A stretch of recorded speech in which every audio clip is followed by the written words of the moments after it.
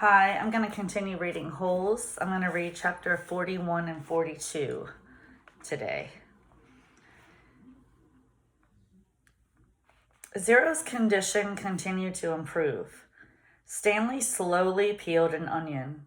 He liked eating them one layer at a time. The water hole was now almost as large as the holes that he had dug back at camp, Green Lake. It contained almost it contained almost 2 feet of murky water.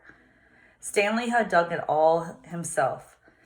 Zero had offered to help, but Stanley thought it better for Zero to save his strength. It was a lot harder to dig in water than it was in a dry lake. Stanley was surprised that he himself hadn't gotten sick either from the sploosh, the dirty water, or from living on onions. He used to get sick quite a lot back at home. Both boys were barefoot. They had washed their socks. All their clothes were very dirty, but their socks were definitely the worst. They didn't dip their socks into the hole, afraid to contaminate the water. Instead, they filled the jars and poured the water over their dirty socks. I didn't go to the homeless shelter very often, Zero said. Just if the weather was really bad. I'd have to find someone to pretend to be my mom. If I'd just gone by myself, they would have asked me a bunch of questions. If they'd found out I didn't have a mom, they would have made me a ward of the state. What's a ward of the state? Zero smiled. I don't know, but I didn't like the sound of it. Stanley remembered Mr. Pendanski telling the warden that Zero was a ward of the state. He wondered if Zero knew that he had become one. I liked sleeping outside, said Zero. I used to pretend I was a Cub Scout. I always wanted to be a Cub Scout. I'd see them at the park in their blue uniforms. I was never a Cub Scout, said Stanley. I wasn't good at social stuff like that. Kids made fun of me because I was fat. I liked the blue uniform, said Zero. Maybe I wouldn't have liked being a Cub Scout. Stanley shrugged one shoulder. My mother was once a Girl Scout, said Zero. I thought you said you didn't have a mother. Everybody has to have a mother. Well, yeah, I know that. She said she once won a prize for selling the most Girl Scout cookies, said Zero. She was real proud of that. Stanley peeled off another layer of his onion. We always took what we needed. When I was little, I didn't even know it was stealing. I don't remember when I found out, but we just took what we needed, never more. So when I saw the shoes on display at the shelter, I just reached in the glass case and took them. Clyde Livingston's shoes? Asked Stanley. I didn't know they were his. I just thought they were somebody's old shoes. It was better to take somebody's old shoes, I thought, than steal a pair of new ones. I didn't know they were famous. There was a sign, but of course I couldn't read it. Then the next thing I know, everybody's making this big deal about how the shoes are missing. It was kind of funny in a way. The whole place is going crazy, and there I was wearing the shoes, and everybody's running around saying, "What happened to the shoes? The shoes are gone." I just walked out the door. No one noticed me. When I got outside, I ran around the corner and immediately took off the shoes. I put them on top of a parked car. I remembered they smelled really bad. Yep, those were them, said Stanley. Did they fit you? Pretty much. Stanley remembered being surprised at Clyde Livingston's small shoe size. Stanley's shoes were bigger. Clyde Livingston had small, quick feet. Stanley's feet were big and slow. I should have just kept them. I'd already made it out of the shelter and everything. I ended up getting arrested the next day when I tried to walk out of a shoe store with a new pair of sneakers. If I had just kept those old smelly sneakers, then neither of us would be here right now. Zero became strong enough. This is chapter 42. Zero became strong enough to help dig the hole. When he finished, it was over 6 feet deep. He filled the bottom with rocks to help separate the water from the dirt. He was still the best hole digger around. That's the last hole I will ever dig, he declared, throwing down the shovel. Stanley smiled. He wished it were true. But he knew they would eventually have no choice but to return to Camp Green Lake. They couldn't live on onions forever. They had been completely around Big Thumb. It was like a giant sundial. They followed the shade. They were able to see out in all directions. There was no place to go. The mountain was surrounded by desert. Zero stared at Big Thumb. "It must have a hole in it," he said, "filled with water, you think?" "Where else would the water be coming from?" Zero asked. "Water doesn't run uphill." Stanley bit into the onion. It didn't burn his eyes or nose, and in fact, he no longer noticed a particularly strong taste.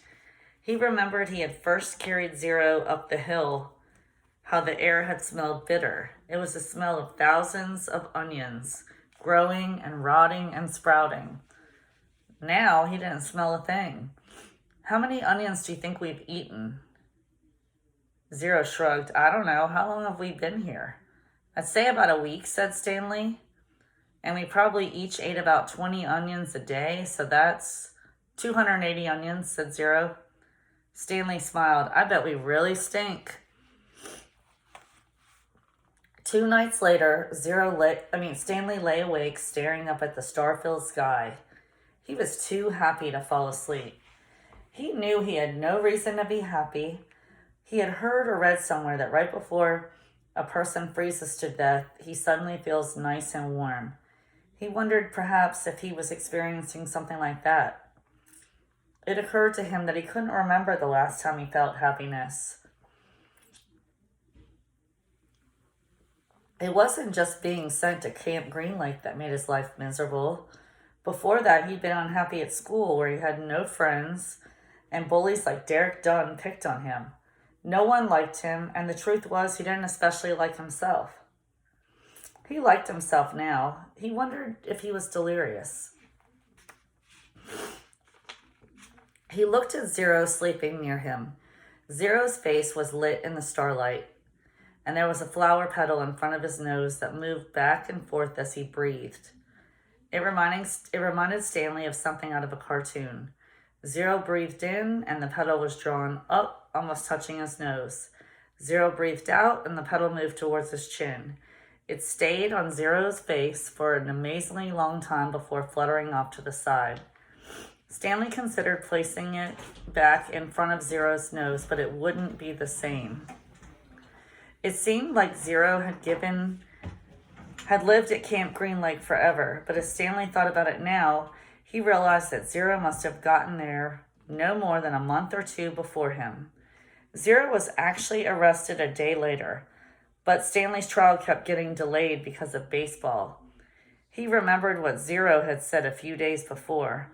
If Zero had just kept those shoes, then neither of them would be here right now. As Stanley stared at the glittering night sky, he thought there was no place he would rather be. He was glad Zero put the shoes on the parked car. He was glad they fell from the overpass and hit him on the head. When the shoes first fell from the sky, he remembered thinking that destiny had struck him. Now he thought so again. It was more than a coincidence. It had to be destiny. Maybe they wouldn't have to return to Camp Green Lake, he thought. Maybe they can make it past the camp and then follow the dirt road back to civilization.